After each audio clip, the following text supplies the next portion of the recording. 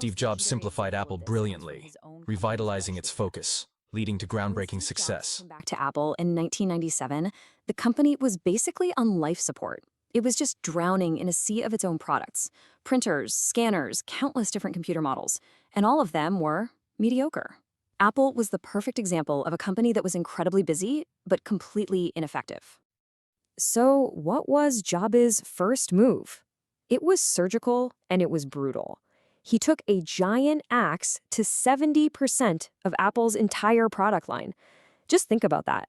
That one decisive act of simplification forced the entire company to pour all of its energy into just a handful of top priorities.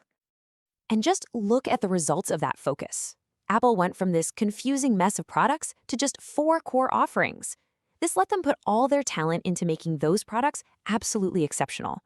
The company was profitable again within months, and it set the stage for world-changing innovations like the iPod and the iPhone. So how do you actually practice this discipline of subtraction? First, prioritize like crazy using the 80-20 rule. Find the few vital things that are driving most of your results. Then, create a stop-doing list. Be relentless about cutting out low-value tasks. Empower your team to simplify their own work.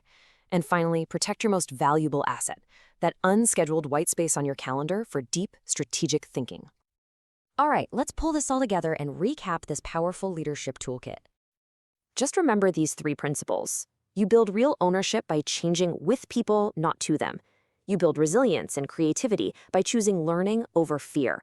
And you multiply your impact by having the courage to do less in order to achieve more. Put them together, and these principles can transform change from something people dread into a shared adventure.